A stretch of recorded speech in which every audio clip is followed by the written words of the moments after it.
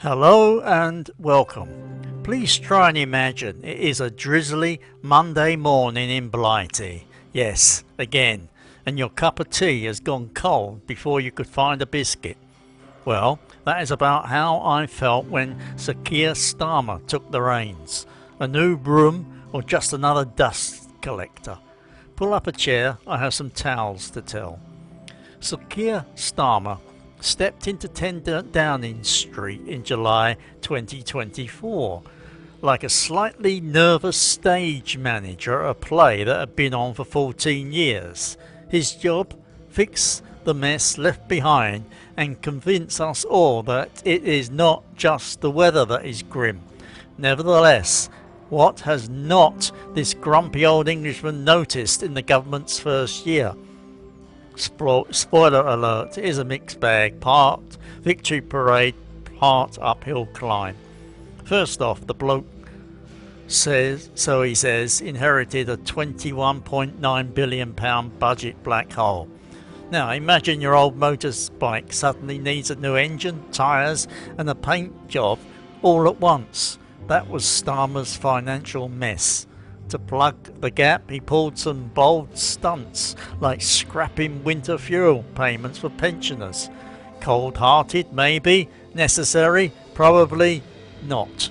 Starmer then cut a deal with public workers from the NHS to the railways, handing out pay rises of 5 to 7%, like handing peanuts to a hungry elephant, but better than crumbs. However, the strikes have continued.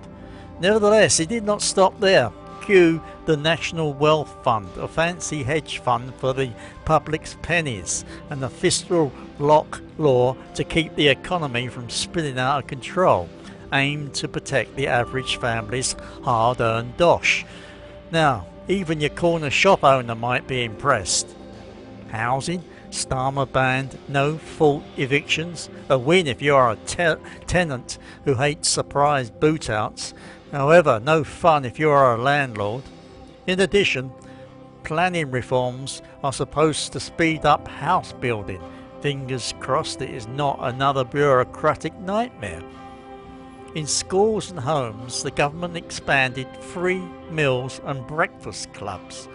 You do not want the little ones starting the day with an empty belly, do you? Oh, and they slapped VAT on private school fees. Finally, some fairness on the money front, I do not think. They also kicked off the Warm Homes Plan to battle those horrid energy bills, a move welcomed by anyone who was grimaced at their electricity meter. However, electricity costs keep rising. Have you a train ticket?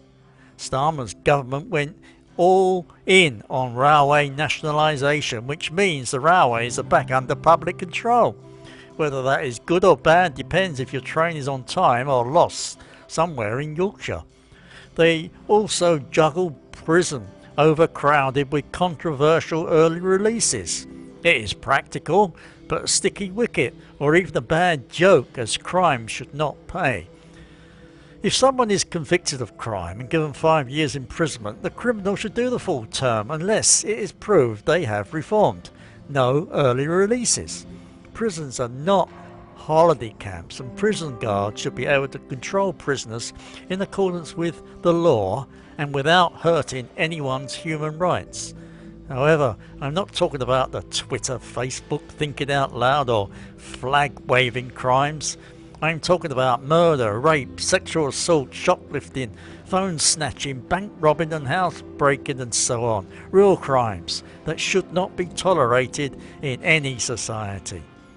Sorry, I digress. However, Starmer went on to keep the forces happy. Significant pay rises were handed out and a new Armed Forces Commissioner appointed.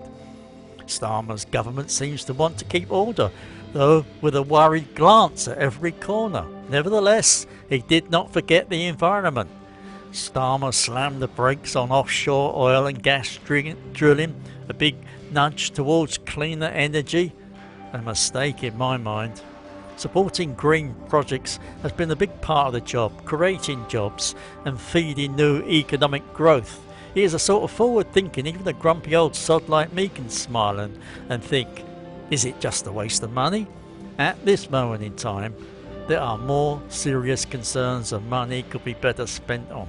Of course, it's not all sunshine and rainbows or even the occasional cloudy day. Growth remains slow and some sectors like pubs and shops have taken a hit. Losing winter fuel payments is not popular and welfare reforms have stirred controversy, risking reputation damage. Starmer's style is cautious, sometimes painfully so, leaving folks wondering if he is the man to light the fire under a sluggish economy or just keep poking at it with a wet stick. Funny side note, living here in Thailand, I sometimes catch myself missing the drama of British politics. Here the biggest debate is whether to have mango, papaya or banana with breakfast. Nevertheless, trust me, even from thousands of miles away, Starmer's moves are as gripping as a very bad midday television soap opera. Therefore, what do you have? A government trying to lift the country out of a deep ditch, balancing budgets, championing workers, tackling housing, warming homes, and throwing a decent nod to the environment, all while navigating the inevitable grumbles and gripes. Not a revolution, more like a steady shove forward. Or is it? For a man who inherited quite a mess, that is no small feat, some might say. Yet, if you ask me, it is a story still unfolding and one worth keeping an eye on.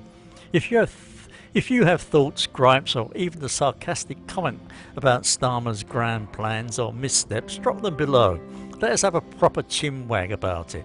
Moreover, while you're at it, do not forget to hit like and subscribe, as I would not want you to miss the next episode in this political soap opera. Oh yes, I did not mention illegal migrants or legal immigration on purpose, as Sir Keir Starmer, PM, has failed to do anything about these serious problems, which most Brits want fixing. I could have mentioned the flags or the digital IDs, but I did not want to be called a racist by Sir Keir Starmer. I can take being called anything but that. Good luck, broken Britain, and it is a goodbye from me in sunny Thailand.